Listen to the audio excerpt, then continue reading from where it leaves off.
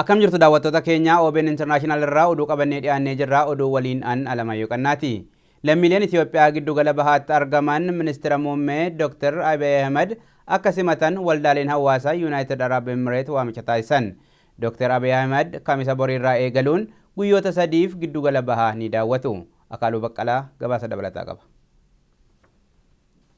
Ministeerri muummee Dr. Abiy Ahmed guraan dhala shanii hanga torbaa giddu gala bahaa daawwatu. United Arab Emirates argamuun lammiilee biyyoota giddu gala bahaa irraa walitti babba'an 15,000 ol waliin akka mari'atan beekameera. Kanaafis koreen hundaa'ee hojjetaa ture. Qaamolee hawaasaa waldaalee fi imbaasii United Arab Emirates argamurraa koreen hundaa'es qophii isaa xumuraa jira.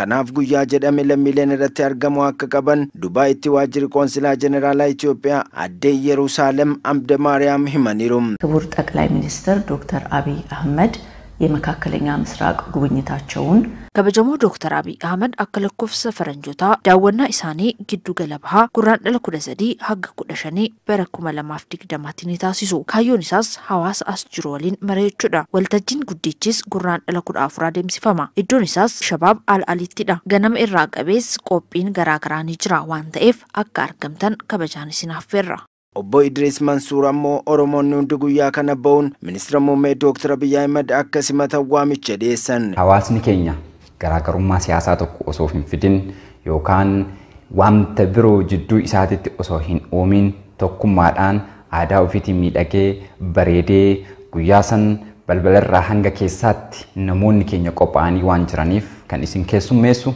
Kanaafuu afaan keenyaan akka feenitti tajaajila argannaa. Kanaafuu akka duriitii miti carraan margame kana fayyadamuudhaan baay'ina keenya tokkummaa biyya kanatti qabnu dhufnee mul'isuu qabna isiniin jedha. Kanaafuu guyyaa san hundi keenya walaa agarru Febraarii 14 Al-Shabaab Al-Haalii Isteediyeemitti Dubaayitti jechaadha. Bakka hundatti ammoo baasiin qophaa'ee jira. San gruupii garagaraa irratti fi Facebook irratti illee gad isinii hin dhiifamaa. Bakka baasiitti qophaa'e baasa tolaatti qophaa'ee jira. Baasa keessan yaabbattanii dhufuudhaan galgalas baasaan deebitu. Kanaafuu guyyaa san tokkummaadhaan wal bira haa dhaabannu. Guyyaa sanitti walaa agarruu kabaja walitti haa goonuu siin jedha. Pireezidaantii waldaa hawaasa Dubaay fi Emireetota Kaabaa Mogas Abdul Gaafaris akkasuma ጠቅላይ ሚኒስትራችን ዶክተር አብይ አህመድ በመሃላችን ተገኝተው ሚኒስትር muummee keenya Dr. Abiy Ahmed gidduu keenyatti argamuun hawaasa keenya mariisuuf waltajjiin qophaa'ee jira. Yaadaa fi gaaffii qabnu dhiyeessinee waltajjii irratti mari'annudha. Guyyaan kun guyyaa seena qabeessa waan ta'eef akka irratti argamtaniif kabajaanan isin affeera.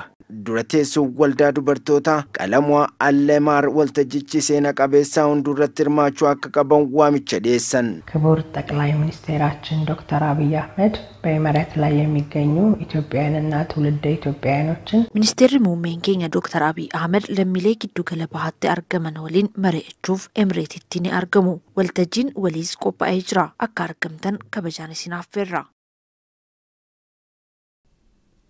Vaayirasii koronaatti maqaa moggaafame hooggantoonni dhaabbata fayyaa addunyaa akka beeksisanitti dhukkuba vaayirasii koronaa irraa ka'u maqaa COVID-19 jedhuun moggaasuu beeksisan.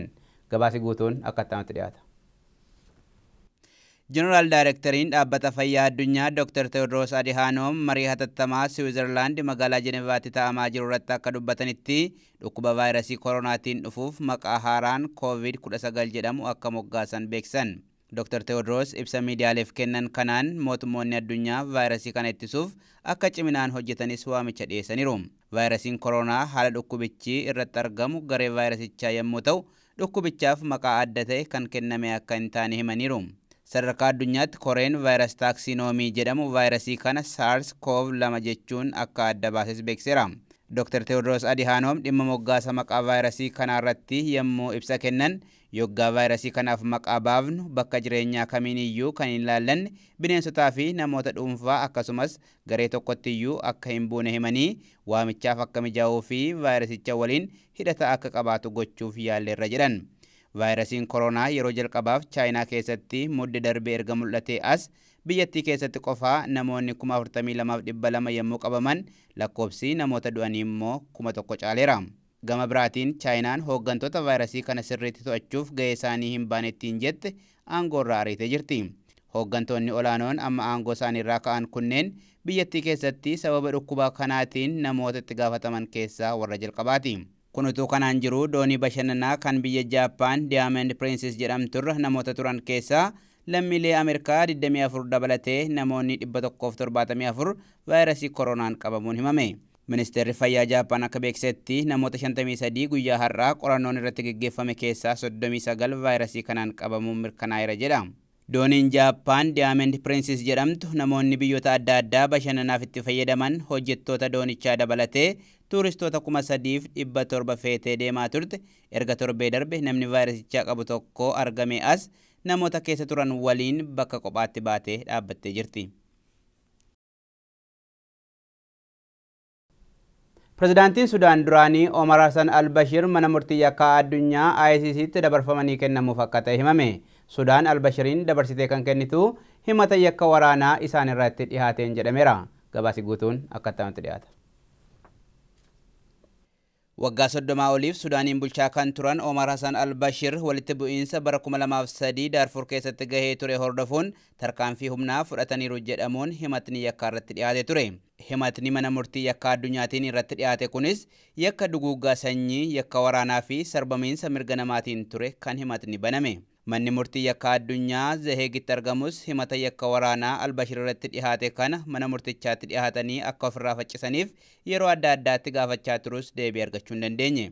Haaluma kana hordofuun mana murtichaatiin ajajni kan irratti bahe al-Bashir biyya isaaniitii alatti bakka argaman hundatti akka qabamanii dhiyaatan erga murtaa'ee booda Itoophiyaa, Ijipti, Suudi Arabiyaa fi Afrikaa kibbaatiin alatti biyyoota biraatti imaluu sodaatanii turan.